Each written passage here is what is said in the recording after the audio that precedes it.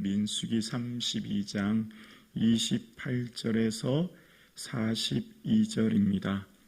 28절에서 33절까지만 봉독하시겠습니다.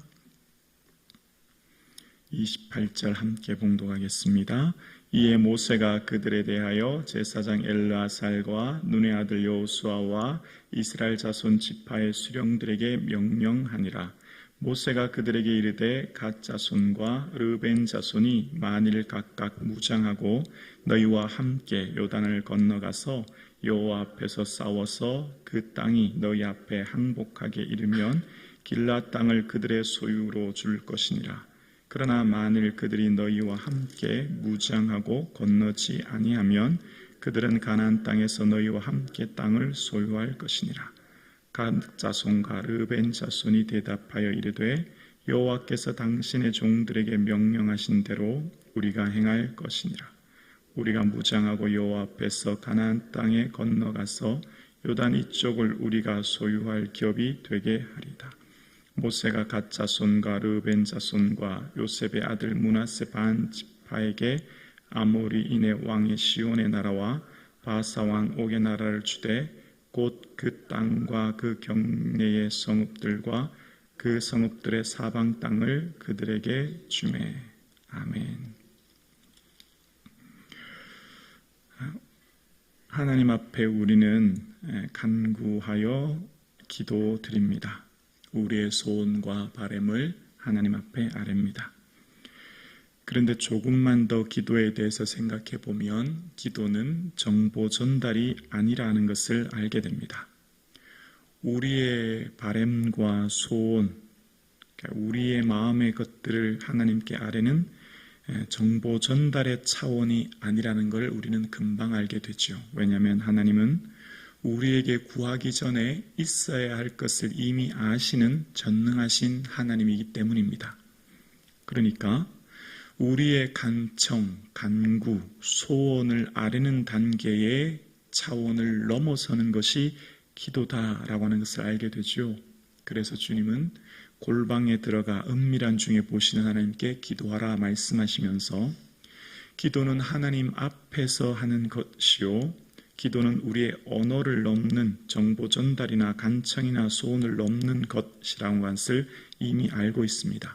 그러면 하나님은 우리에게 기도를 통해 뭘 원하시고 우리에게 진정한 기도가 무엇인지를 오늘 본문을 통해 잠시 한번 묵상해 보려고 합니다. 먼저 르벤과 갓 지파에게 모세는 그들과 함께 가나안 땅을 가기를 요구했고 르벤과 갓 지파에게 모세가 이 앞절 9절에 21절에 보면 순종하면 하나님이 다 하신다는 그런 말씀을 이야기하지요. 앞 9절 21절에 보면 너희가 다 무장하고 여호와 앞에서 요단을 건너가서 여호와께서 그의 원수를 어떻게 해요? 자기 앞에서 쫓아내시고 하나님이 쫓아내신다는 겁니다. 르벤과 갓 지파가 순종하면 누구의 원수라고요?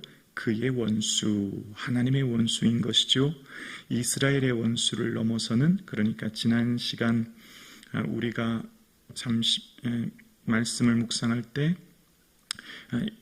민수기 31장 3절에 보면 여호와의 원수를 갚되라는 표현처럼 오늘도 그의 원수라고 등장하면서 그들은 곧 하나님의 원수고 순종하면 하나님이 그들을 쫓아내신다라고 이야기하고 있는 것을 봅니다. 그래서 오늘 본문에 순종하여 나아가면 이기게 된다라고 하면서 자 이제부터 계속 반복되는 단어가 나옵니다. 뭐냐면 여호와 앞에서라는 단어예요. 앞단락부터 지금까지 계속해서 반복되는 것은 여호와 앞에서입니다. 여러분, 하나님은 영이시죠? 우리 눈에 보이지 않아요? 어떻게 하나님 앞에서 선쟁하죠? 하나님 앞이 어디예요? 그런데 모세는 왜 계속 하나님 앞이라고 하죠? 여호와 앞에서라고 하는 다른 말은 곧 하나님의 언약궤 앞에서로 생각하면 훨씬 쉽습니다. 왜냐하면 이전에 민수기 10장 33절 이하에 보면 3일길을 갈 때 여호와의 언약궤가 그 3일길을 앞서가고 그들의 쉴 곳을 찾았다라고 하면서 언약궤가 떠날 때 여호와여 일어나사 주의 대적을 그들 앞에서 흩으시고 라고 하는 표현이 나와요. 언약궤는 이스라엘 백성들 앞에서 그들의 갈 길을 예비했고 그 언약궤를 통하여서 대적을 흩어주신다라는 표현이 등장하게 되는데요. 이후에 여호수아의 전쟁을 통해서 보면 여리고 전쟁 때 그들은 여호와의 언약궤 앞에서 전투를 했던 것을 봅니다. 여호와의 언약궤 앞에서 순종하여 여리고를 돌 때 무너졌던 것을 봅니다. 그러니까 여호와 앞에서란 다른 말은 여호와의 언약궤 앞에서로 이제 보면 되는 거죠. 그러니까 하나님의 임재의 상징인 여호와의 언약궤 앞에서 나간다는 것은 곧 하나님이 우리와 함께하는 것이요, 하나님 앞서서 우리가 순종하는 의미가 담겨져 있는 것을 봅니다. 그러면 어떻게 된다고요? 21절 후반절에 자기 앞에서 쫓아내시고, 하나님이 하나님 일을 하시고 하나님이 그 일을 담당하신다는 것이죠. 하나님이 다 하신다.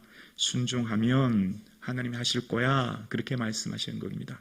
이전에 앞서 르벤과 갓지파가 우리가 이스라엘 백성들이 기업을 다 받을 때까지 우리는 돌아오지 않겠습니다. 그리고 그 땅을 다 얻을 때까지 우리가 앞서서 전투에 참여하겠습니다. 라고 했을 때 이제 그 말을 한 거예요. 자, 그리고 르벤과 갓지파는 그 모세의 말을 곧 하나님의 명령으로 기억했다는 것을 오늘 본문 앞서 본문 31절에 보면 오늘 본문 31절이죠. 31절에 보면 갓 자손과 르벤 자손이 대답하여 이르되 여호와께서 당신의 종들에게 명령하신 대로라는 표현이 나옵니다. 여호와께서 당신의 종들에게 명령하신 대로 우리가 행할 것이다. 지금 모세와 르벤 지파가 이야기하고 있지 않습니까? 모세와 르벤과 갓 지파가 대화하고 있어요. 그런데 르벤과 갓 지파는 지금 모세를 통해서 모세의 말이 곧 여호와의 명령이다 라고 고백합니다. 지금 하나님이 말씀하신 것으로 그들은 고백하고 있어요. 하나님의 음성을 그들의 귀로 들을 수 없고 깨달을 수 없지만 지금 내 앞에 있는 모세를 하나님이 세우신 지도자, 하나님의 세우신 권위를 인정하게 되고 모세의 말이 곧 여호와의 명령으로 그들은 받아들이고 순종합니다. 그래서 그들은 그 땅을 얻게 되었음을 이야기합니다. 그리고 자, 오늘 본문 33절에 보면 33절에 조금 특이한 본문이 나오는데요. 33절 보면 모세가 갓 자손과 르벤 자손과 요셉의 아들 므낫세 반 지파에게, 자, 갑자기 므낫세 지파가 등장해요. 자, 그 전까지는 계속해서 누구랑 얘기했죠? 르벤과 갓 지파와만 얘기했습니다. 그들이 가축대가 많아서 우리 안 건너갈 거예요. 여기 머물 거예요. 그랬더니 그러면 다른 백성이 낙심할 거야. 가야 돼. 그러니까 예, 그럼 우리 갈게요. 라고 하면서 순종했다는 내용이 계속 나왔는데 어느 날 갑자기 33절에 므낫세 지파가 딱 등장하기 시작하는데요. 므낫세 지파에게도 아모리 왕 시온과 바산 왕 옥의 나라를 나누어 주었다, 이런 내용이 나와요. 자, 여기서 좀 의문이 들지 않습니까? 왜 므낫세 지파에게 갑자기 땅을 주지? 조금 전까지는 르벤과 갓 지파가 요청해서 준 거예요. 요청해서 우리는 이곳에 머물겠다, 가축이 많기 때문에 이곳에 머물겠다라고 해서 준 거예요. 근데 므낫세 지파는 요청한 적이 없어요. 므낫세 지파는 지금 모세에게 특별하게 어떻게 간구한 적이 없는데 갑자기 33절에 므낫세 지파가 등장합니다. 왜 그럴까요? 왜 갑자기 므낫세 지파에게 모세는 땅을 나누어 줬을까요? 그들이 구하지도 않았는데. 자, 그래서 이제 므낫세 지파가 얻은, 그러니까 34절은 갓 자손, 37절은 르벤 자손, 39절은 므낫세 자손에게 준 땅이 등장하게 되는데 그 땅을 보면 그 이유를 알게 됩니다. 39절에 보면 39절 므낫세의 아들 마길의 자손은 가서 길랏을 쳐서 빼앗고 거기 있는 아모리인을 쫓아내며, 보이십니까? 길랏을 빼앗고 또 그곳에 있는 사람을 쫓아냈다 라고 이야기해요. 그리고 또 41절에도 보면 이렇게 나오죠. 41절에 므낫세의 아들 야일이 가서 그 촌락들을 빼앗고 하봇 야일이라 불렀다라는 표현이 나옵니다. 므낫세 자손이 그 바산왕 지역의 왕들을 빼앗았고 그것을 오늘날 하봇 야일이라 불렀다라는 표현이 계속 나오고 있죠. 그래서 므낫세 지파가 이 바산왕 옥의 나라를 빼앗는데 굉장히 많은 노력을 했다고 하는 것을 알게 돼요. 그래서 신명기 3장 12절 이하에 보면 이 므낫세 지파에 대한 조금 더 자세한 그들의 삶을 알게 되는데요. 3장 신명기 3장 12절 14절 이하에 볼게요. 그때 우리가 이 땅을 얻음에 아르논 골짜기 곁에 아로엘에서부터 길앗 산지 절반과 그 성읍들을 내가 르벤 자손과 갓 자손에게 주었고 13절이요.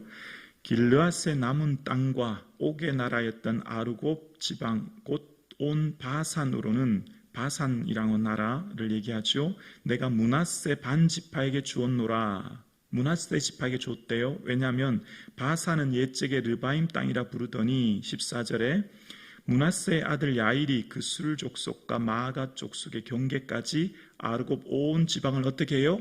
점령하고 자기의 이름을 이 바산을 오늘까지 하봇 야일이라 불렀느니라. 므낫세 지파가 바산 왕 지역의 온 땅을 점령했다라고 하는 표현이 지금 등장하죠. 그러니까 므낫세 지파가 그냥 가만히 있었기 때문에 그냥 준 게 아니라 므낫세 지파는 이 바산 왕 옥의 나라를 점령할 때 친히 전쟁에 참여하고 그 모든 나라들을 점령할 때 그들이 앞서서 함께했다는 것을 이야기합니다. 바산 왕 옥의 나라는 어떤 나라죠? 신명기 3장 11절 이하에 보면 바산 왕 옥의 침상은 철침상이라고 얘기합니다. 그 거인족이라 그 길이가 침상의 길이가 9규빗 4m가 넘었고 너비가 4규빗 1.8m가 넘었다는 겁니다. 그러니까 바산 왕 옥은 거인족이고 막강한 나라였는데 그걸 두려워하지 않고 므낫세 지파가 직접 참여하여 그 땅을 점령했다는 겁니다. 그들이 그럭저럭 많은 애를 쓰고 그 땅을 점령한 므낫세 지파를 모세는 기억하고 있었고 그들에게 마땅히 그 땅을 준 것이죠. 자, 여기서 한번 생각해 볼게요. 기도가 뭘까요? 기도는 정보 전달의 차원이 아닌 거죠. 왜냐하면 우리가 있어야 될 것을 이미 아시기 때문이에요. 그러면 기도가 뭘까? 므낫세 지파에게 그 땅을 주어야 할 수밖에 없었던 것은 므낫세 지파의 삶이 있었기 때문이에요. 우리에게 하나님이 복 주시고 은혜 주시고 우리의 삶의 소원을 들어주셔야만 할 수밖에 없는 삶이 있어야 되는 거죠. 입술을 넘는 몸의 기도, 간청의 입술을 넘는 삶의 기도. 어느 장로는 어느 권사는 내가 복 주어야만 해. 왜죠? 그의 삶이 있기 때문에. 그의 삶으로 주님 앞에 순종하고 그의 삶으로 하나님 앞에 기쁘시는 삶을 살아내고 그의 삶으로 하나님께 영광 돌리는 삶을 살아내는 자를 하나님 외면하지 않으시고 하나님 그에게 은혜 주셔야만 하는 은총이 있는 것이죠. 므낫세 지파가 구하지 않았어요. 나 요단 동편에 바산 왕 옥의 나라를 주십시오라고 한마디도 말한 적 없어요. 그러나 바산 왕 옥의 나라는 철침상이 있고 그 침상이 9규빗이 넘는 거인족이었고 전투에 참여하면 목숨을 잃을 위기 상황 가운데서도 그는 친히 전투에 참여하고 그 땅에 얻는 것에 함께했던 그를 모세는 기억하고 그 땅을 줄 수밖에 없는 그들의 삶이 있었던 것이죠. 오늘 예배하는 우리의 삶 가운데 우리의 진정한 기도가 뭘까를 생각하면서 기도는 입술을 넘는 몸의 기도라는 것을 알게 돼요. 몸으로 드리는 기도, 삶으로 드리는 기도, 그것이 진정 주님이 하나님 복 주지 않고서는, 응답해 주시지 않고서는, 소원을 이루어 주지 않고서는 가만히 있을 수 없는 은혜가 있는 것임을 알게 되는 것이죠.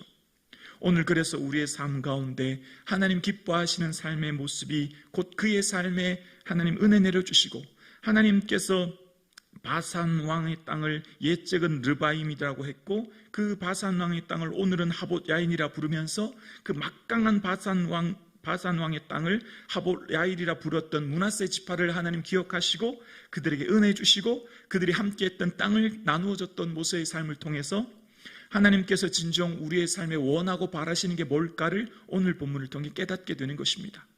우리의 삶 가운데 하나님께서 원하시는 것은 진정 우리의 삶을 주님의 기쁨으로 살아낼 때 하나님께서 우리의 삶에 놀라운 은혜를 주실 줄로 우리는 믿습니다. 그러한 삶으로 살아내는 우리의 삶 가운데 하나님께서 은혜 주시지 않고서는, 복 주시지 않고서는, 큰 은혜를 내려주시지 않고서는 가만히 있을 수 없도록 우리의 삶이 하나님의 기쁨이 되는 이 하루 되기를 주님의 이름으로 축원합니다.